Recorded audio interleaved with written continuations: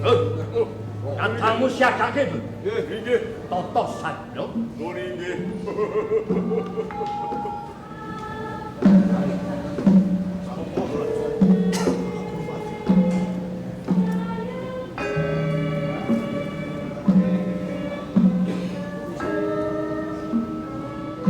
Anakmu Banowati ae. Aduh.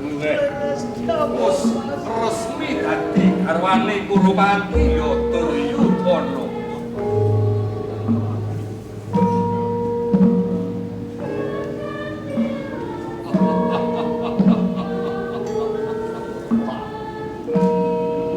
Sunar Cahyani. Aduh, Banowati meneh.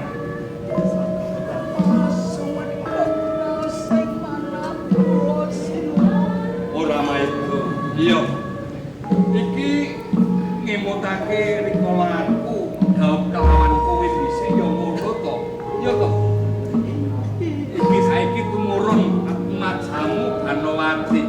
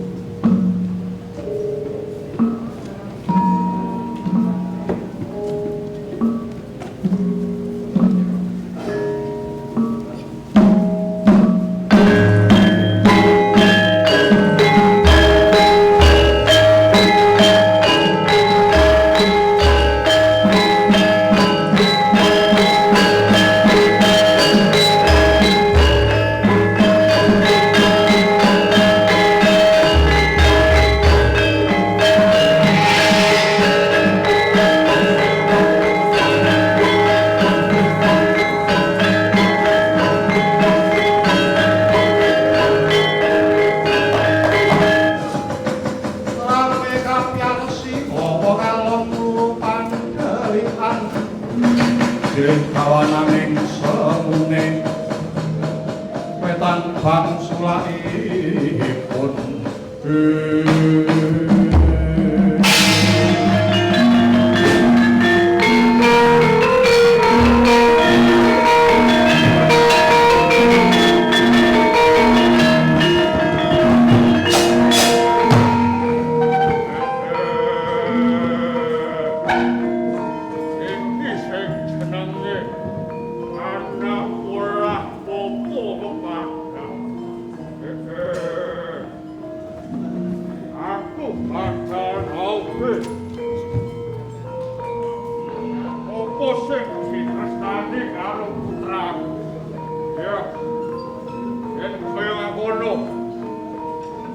Aku bakal ngatraji.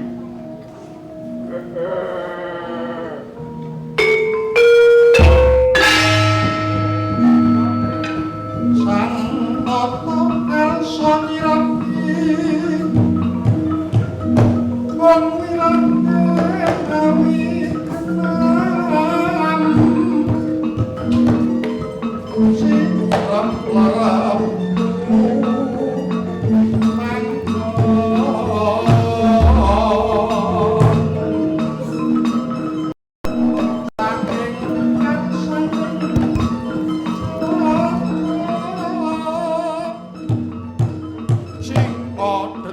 mancing citra Rata Jaya risang ayu kalih saking sambe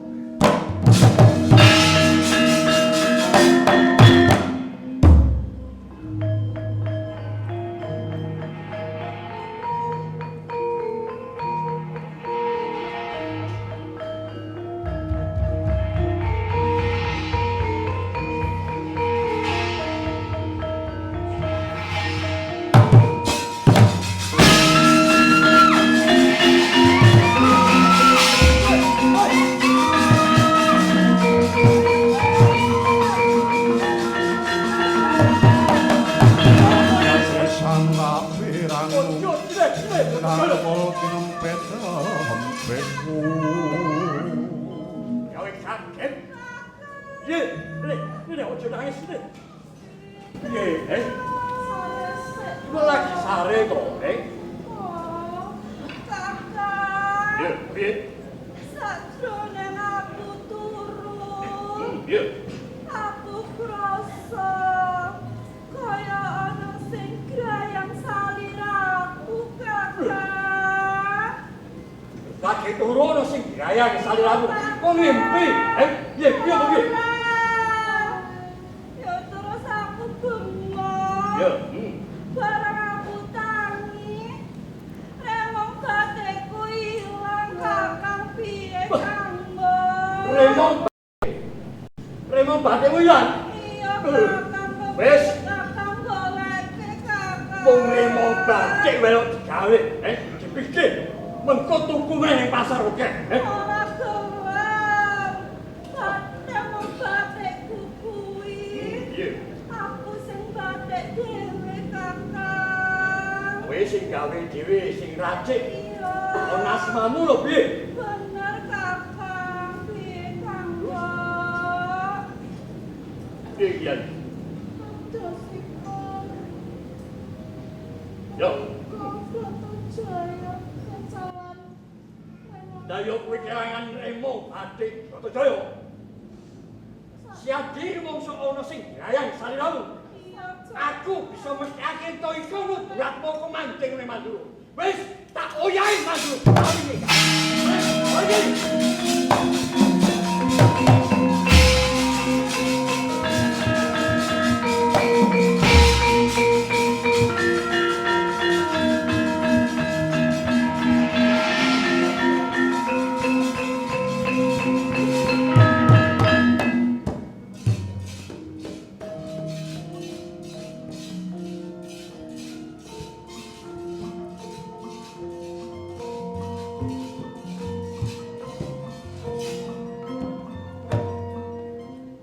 Kaya nedeng gerah oneng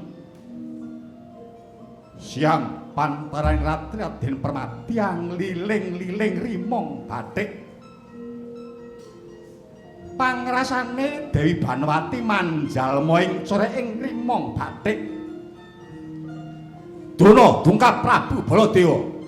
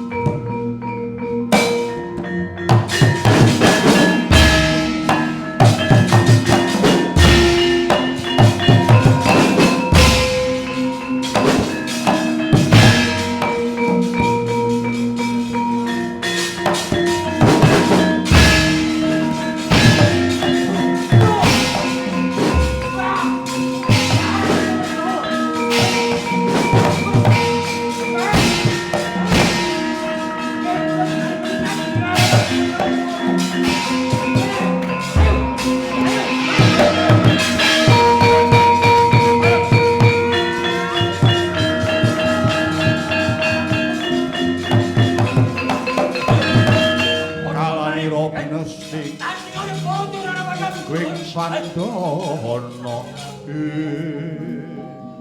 Iki ana apa kok regejekan?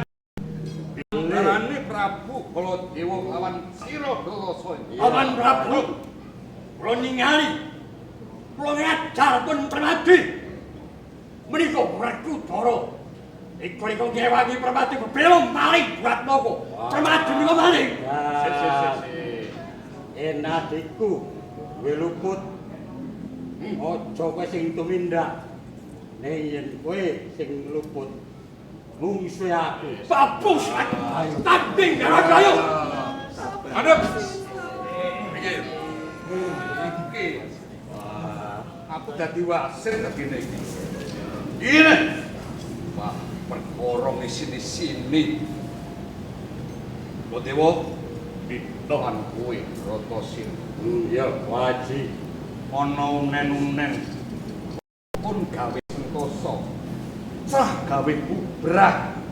Kowe sak loro niki sing padha-padha ketemu sedulur dhewe. Ngerti?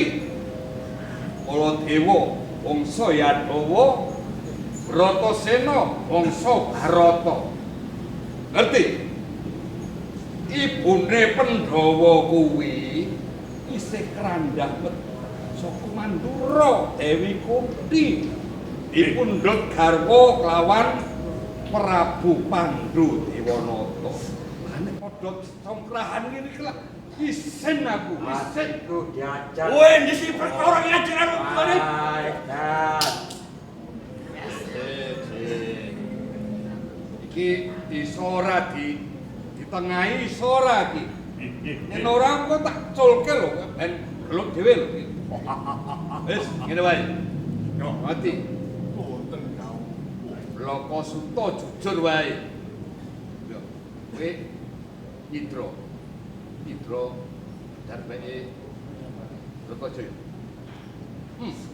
Aku. Apa to kuwi jenenge? Remong Batik. Remong Batik menika peparingan Kakang Banowati. Ora kuwi duweku. Lho kae lah Bratajaya ngaku-ngaku duwe. Balik Permati. Punaliti rumiyin kemawon suku. Jadi Kang Peparing anakku Banowati. Oh ngene wae, ketemu saiki. Yayilah. Dawuh. Timbalono manten anyar Banowati karo Peparing. Yo, iki sing iso ngrampungke perkara iki. Yo. Arek sih. Rembok.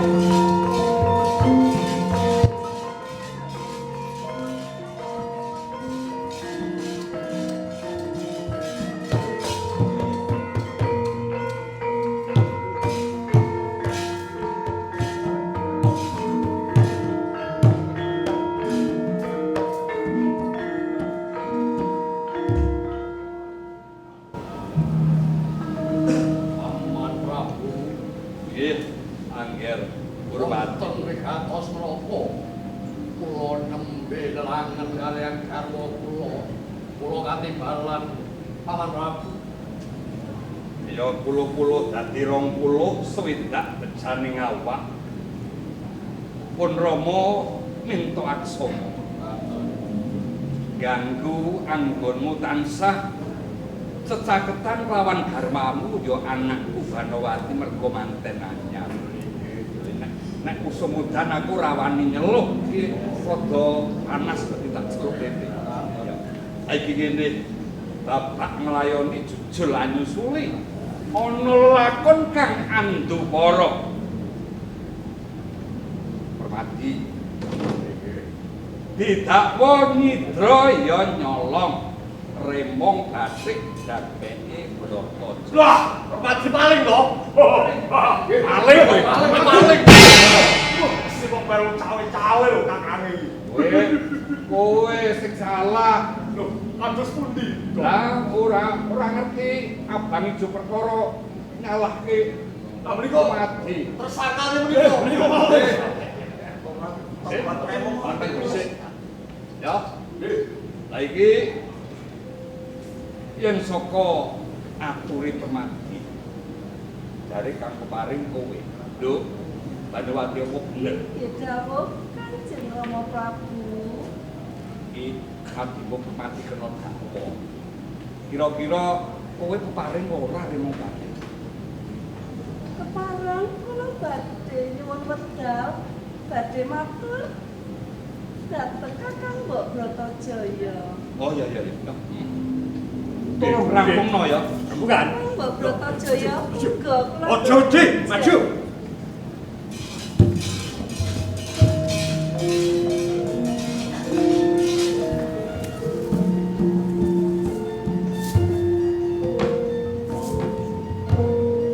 Kakang Mbok Bratajaya, apa Yai Banowati? Menapa leres menawi Dimas Permati ingkang Nidra Remong Paduka? Iya bener, Permati Nidra Remong bateku lakuwi Remong bateku digawa Permati. Dimas Permati boten wantun desur kanggo. Monggo dipun taliti menika remong batik paringan kula. Ora kuwi duweku. Menika remong batik wonten tas tapak asma Banowati. Ciri-cirine beda sajake. Yen ngono tak titike. Komene Permati. Mati, maju. Kakak. Ojo kan karo meneh kowe, hei. Belum piye? Ayo wis nang dulurno. Jaluk, jaluk. Ah. Teliti. Bener, apa ora? Bener.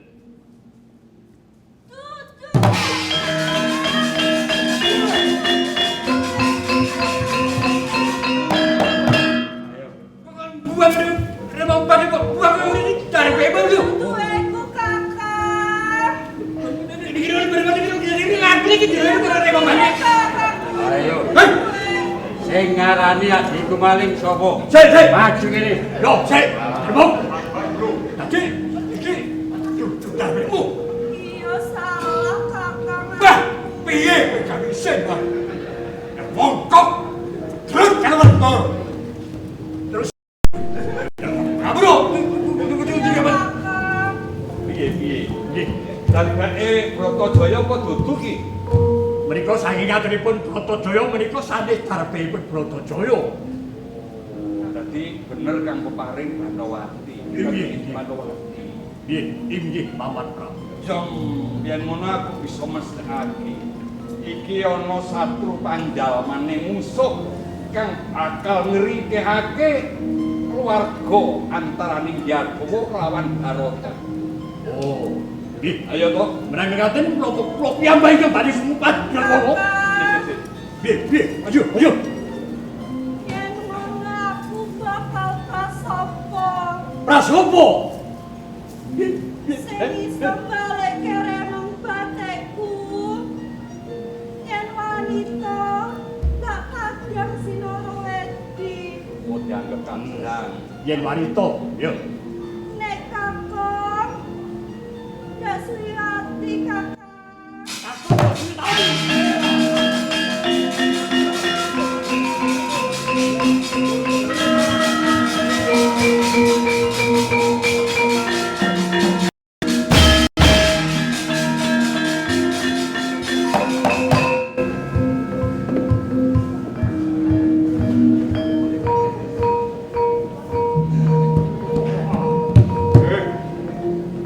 Iya, ora dadi apa.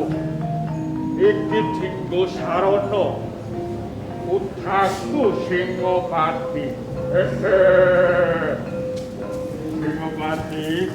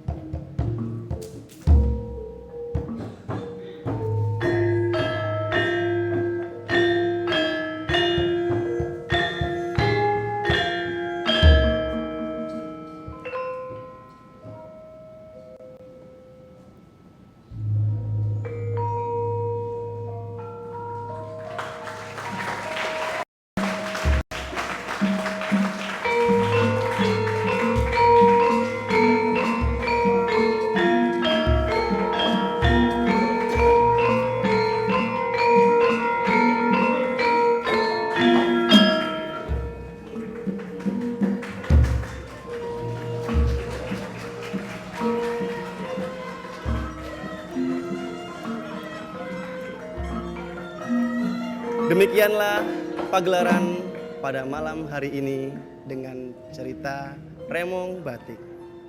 Jangan lupa saksikan kami pada tanggal 2 Juli dalam rangka menyambut hari ulang tahun Wayang Orang Barata yang ke-51. Sampai jumpa pada pagelaran kami selanjutnya. Salam pelestari budaya dengan semboyan.